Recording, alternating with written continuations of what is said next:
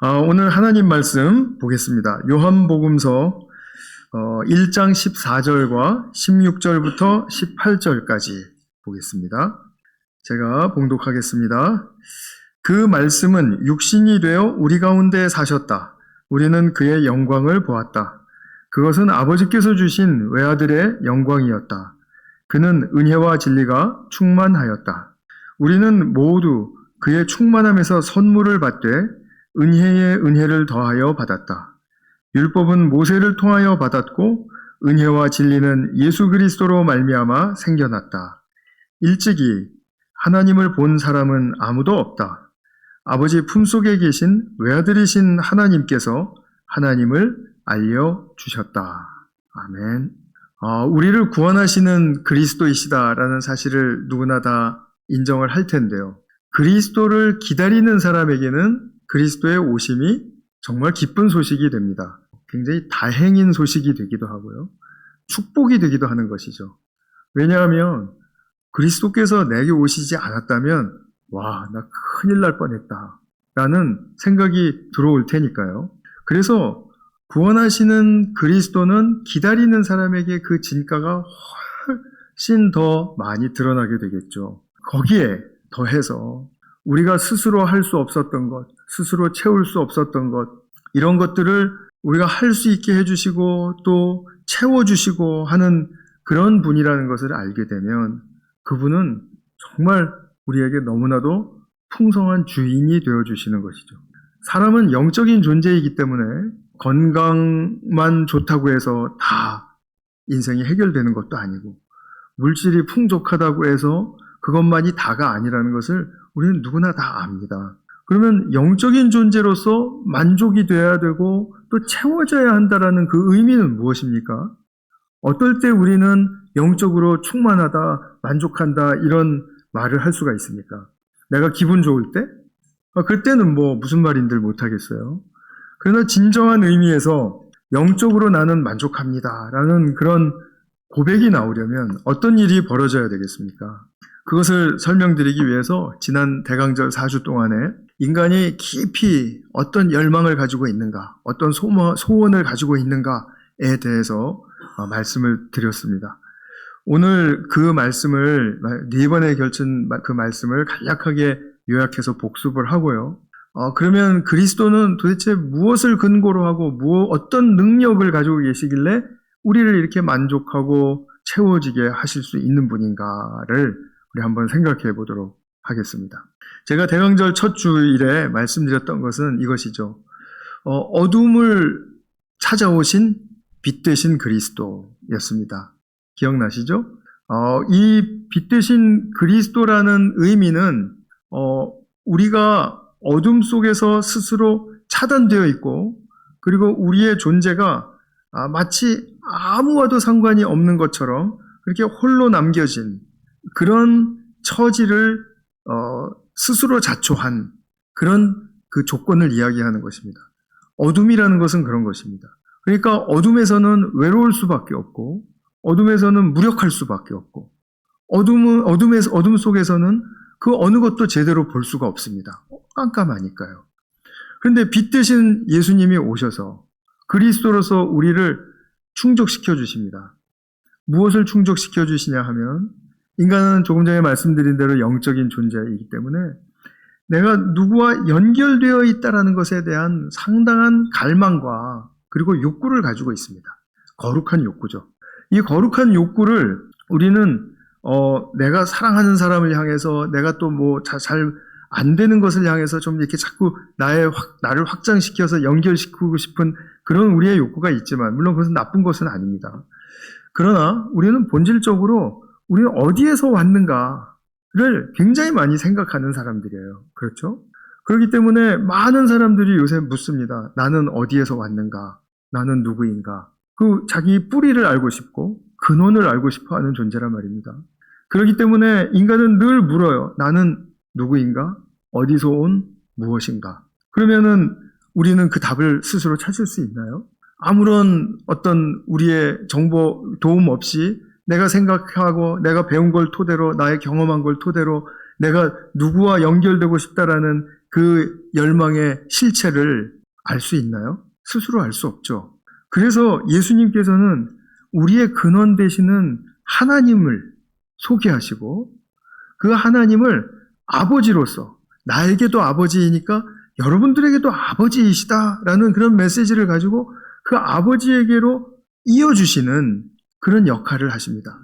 이것이 바로 빛 되신 그리스도께서 해주신 역할이에요. 우리는 그 빛을 통해서 아버지를 보게 되고 내가 아버지로부터 온 존재로구나를 알게 됩니다. 그래서 본문 앞서서 13절에 보시면은 이들은 혈통에서나 육정에서나 사람의 뜻에서 나지 아니하고 하나님에게서 났다 이렇게 말을 하거든요. 그리스도는 우리가 간절히 원했던 나는 누구와 연결되기를 원하는가에 대한 질문에 이렇게 충만하게 답변을 해주십니다. 두 번째 우리의 열망은 정죄받고 싶지 않은 사랑에 대한 열망입니다. 내가 잘못했습니다. 죄를 지었고 실수를 했어요. 그거 인정합니다. 그럼에도 불구하고 사람은 자기가 정죄받지 않는 사랑을 받기를 원합니다. 특별히 내가 사랑하는 사람, 내가 신뢰하는 사람으로부터 정죄받고 싶지 않은 마음은 누구나 다 가지고 있는 것입니다. 그래서 우리는 무조건적인 받아들여짐, 무조건적인 수용에 대한 열망이 있어요. 이 수용은 정죄 없는 사랑입니다. 그리스도는 우리에게 오셔서 우리를 결코 정죄하지 않으시고 받아주셨죠. 그 누구든지 받아주셨죠. 그리고 도와주셨죠. 이게 주님의 정죄하시지 않는 사랑의 능력이고 역사입니다.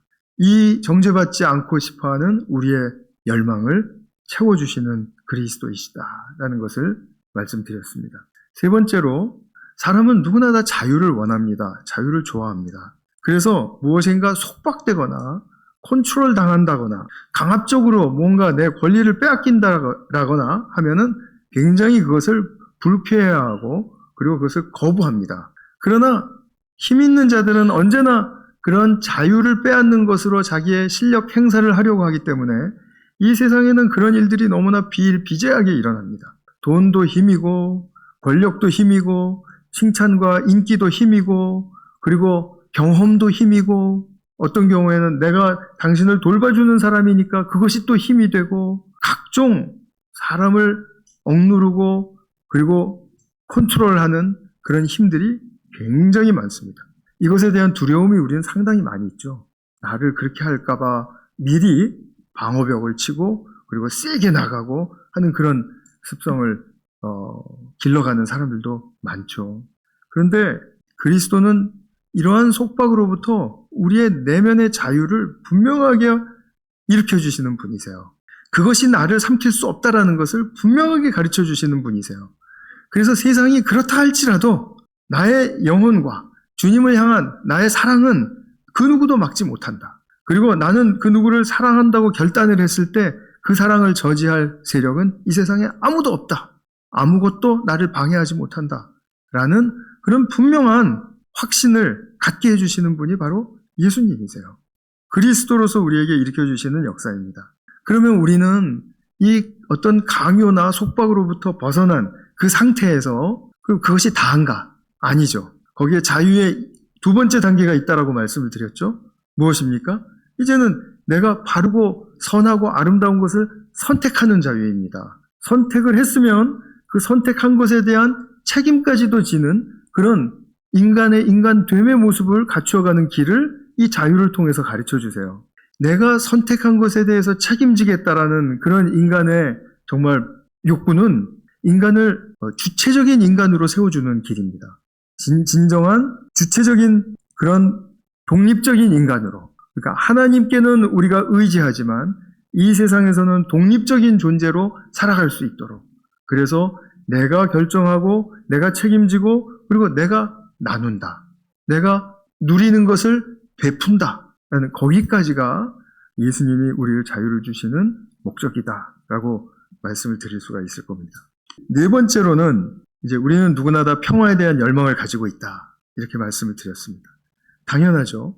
근데 이 평화는 편하고 아무 일 일어나지 않는, 큰일 일어나지 않는 그런 상태를 말하는 것이 아니다라고 했죠. 하나님이 지으신 모든 피조물들은 이 세상에 자기의 역할과 기능을 가지고 존재합니다. 이런 모든 피조물들, 다양한 피조물들이 함께 어우러질 때 그냥 난무하고 흐트러진 그런 것이 아니라 질서 있는 그런 모습으로 세워지고, 그리고 그 질서 있는 그 모든 피조물들은 또 아름다운 하나됨의 조화를 이루고, 그래서 모든 이 피조물들이 화목의 상태를 이루는, 하나됨의 상태를 이루는 바로 그 상태를 평화라고 한다라고 말씀을 드렸습니다. 그러니까 이 평화 속에서는 모든 관계가 정말 밝고 긍정적이고, 그리고 힘이 있고 생명의 격려가 있고, 그리고 그렇게 평화를 이루게 되면 미래에 대한 안목이 훨씬 더 적극적으로 열리고, 그리고 살고 싶다라는 열정이, 특별히 제대로 살아보고 싶다라는 열정이 새삼새삼 느껴지게 하는 것이죠. 평화의 힘은 그것입니다. 그래서 이 평화는 정말 하나님이 창조하실 때 당신의 마음속에 그리셨던 그 창조 후의 모든 세계가 계속 더 성장하고 부요해지기를 원하셨는데, 이제 그리스도를 통해서 그 일을 정식으로 이루시겠다라는 그런 선언이 되는 것입니다. 그 그리스도의 오심은 그래서 우리의 이런 숨겨진 열망들, 이 네 가지의 열망들을 만족시켜 주시고 채워주시는 것이다라는 것을 분명히 알 수 있습니다. 그러면 이 열망들을 채우시는 그리스도는 도대체 무엇을 근거로, 어떤 능력으로 이렇게 우리를 만족시키고 채워주실 수가 있을까요? 이 답변은 여러 가지로 드릴 수가 있어요. 근데 오늘 이 사도 요한의 1장 본문에 근거해서 제가 말씀을 드린다면 18절 마지막 부분에 이런 말씀이 있죠.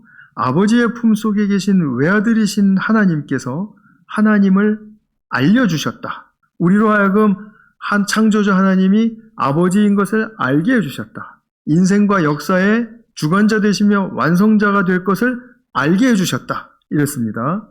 그러면 그 그리스도는 이미 창조주 하나님을 아신 분이죠.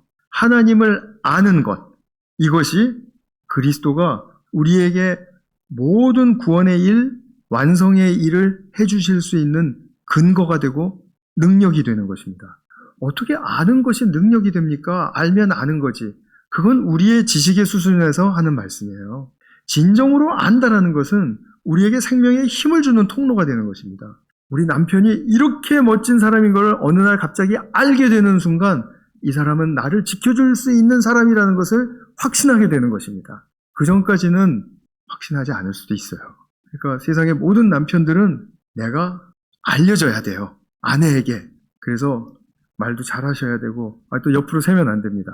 그래서 지금 이 일을 하실 수 있는 것은 창조주 하나님을 아는 지식으로 충만하셨고, 그 아는 지식이라는 것이 경험화되었고, 예수 그리스도에게는 그것이 자기화되었기 때문에 이 행동과 그리고 표정과 모든 삶 속에서, 더 나아가서는 죽으심을 통해서까지 하나님이 어떤 분이신지를 알려주고, 그 통로를 통해서 사람들에게 생명의 능력을 더해주시는 바로 그 일을 하실 수 있었다는 겁니다. 하나님을 아는 것은 그래서 너무 중요한 것입니다. 예수님이 창조주 하나님은 나의 아버지이시다, 나의 아버지는 너희의 아버지이시다 라고 말씀해 주시지 않았으면 창조주 하나님은 예수님의 아버지이시죠? 우리와는 다르실지도 모르겠습니다. 이렇게 나올 수 있을 겁니다. 분명히 그렇죠. 그러니까 우리가 예수님의 그 말씀과 또 행동과 그리고 예수님의 삶의 모습들, 십자가에서 죽으시고 하는 그런 모든 죽으심의 과정까지도 그 예수님을 잘 들여다보면, 저분은 하나님을 아버지로 아시는 분이기 때문에 저렇게 행동하실 수 있는 분. 그러니까 저분의 행동을 보면 하나님의 뜻이 보이는 거죠. 하나님의 뜻을 보게 되니까 그 뜻을 본 우리도 또한 우리의 아버지 되시는 창조주 하나님은 또한 우리에게도 그런 당신의 뜻을 펼치시겠구나를 알게 되는 거죠. 그렇다면 우리는 이렇게 하나님을 알아갈 때 이 아는 것, 알아가는 이 경험과 이것이 또 조금 전에 말씀드린 대로 자기의 그 주체화가 되고 자기화가 되면, 그럼 나의 삶이 많은 부분에 있어서 하나님이 어떤 분이시라는 것을 다른 사람에게도 증거할 수 있게 됩니다. 꼭 말로 하지 않아도 행동과 습관과 표정과 뭐 여러 가지를 통해서 하나님을 아는 하나님을 내가 이렇게 드러낼 수 있는 그런 삶을 살게 되면 그래서 그것이 누구에게인가 하나님은 저런 분이라구나 하고 알고 나도 하나님 믿어야지 하면 그게 바로 전도가 되는 것입니다. 그래서 전도는 말로만 때우는 것이 아닙니다. 삶이 분명히 있어야 된다. 어떤 삶이요? 내가 하나님을 안 만큼의 하나님의 뜻을 드러내는 삶. 그것이 있어야 된다라는 거죠. 그것이 바로 그리스도를 통해서 우리가 배우는 것입니다. 이것을 위해서 그리스도께서는 우리에게 아기 예수로 탄생을 해서 우리를 찾아오신 것입니다. 이 일을 꼭 이루시고 싶어서입니다.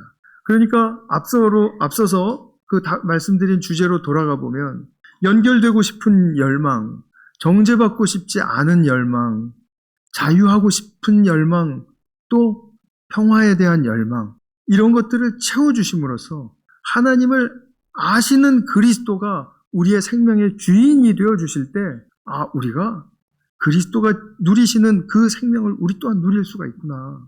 이것을 알게 해주시는 거죠. 이것을 전하고 이것을 역사하시기 위해서 우리를 찾아오신 것입니다. 성탄절의 의미는 그리스도가 오셔서 기쁘다. 그것으로 시작해서 그러면 그 오신 그리스도는 어떤 분이신가? 그 오신 그리스도는 나와는 어떤 상관이 있으신 분인가? 그래서 그 모든 그리스도의 역사를 통해서 우리를 창조하시고 삶과 역사를 주관하시는 그 하나님 아버지를 알게 하시려는 그런 목적을 이루시고자 오셨다. 이렇게 말씀을 드릴 수 있습니다.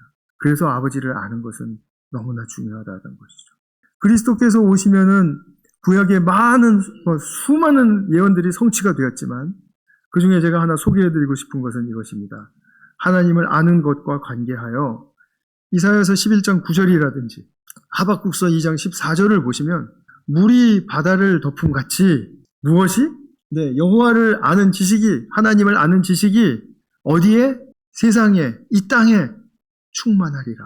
우리가 그래서 예수님을 안다라는 것은 예수님이 소개하시는 하나님을 안다라는 말이고 우리는 하나님을 아는 존재가 되어서 세상에 지금 편만하게 그리스도인들이 펼쳐져 있습니다. 바라기는 더욱더 하나님을 아는 성도들이 많아지기를 원하는 것이죠. 그것이 우리의 하나의 또 바람일 것입니다. 오늘 하나님을 아는 그 그리스도께서 오셔서 행해 주신 이 많은 일들에 대해서 우리가 다시 한번 새기고 또 그것의 축복을 누리고 그리고 주님의 탄생을 기뻐하는 우리 모두가 되시기를 축원합니다. 기도하겠습니다. 사랑하는 아버지 하나님, 오늘 복된 이 크리스마스 예배를 통해서 우리가 그리스도의 탄생과 또 그 의미를 생각하는 복된 시간을 주심을 감사드립니다. 우리가 올려드렸던 찬양과 또 기도와 헌물이 주님께 기쁘게 연락되는 그 사건과 더불어 우리가 주님을 아는 것이 얼마나 중요한 것인가를 다시 한번 새기고 또 그러한 삶으로 더욱더 풍성하게 나아가기를 원하는 소원을 주신 것을 감사드립니다. 주님, 2023년도 성탄을 통해서 우리 모두가 정말 예수님을 더욱 사랑하고 예수님을 따르기로 결단하는 모두가 되게 하여 주시옵소서. 예수 그리스도의 이름으로 기도하였습니다. 아멘.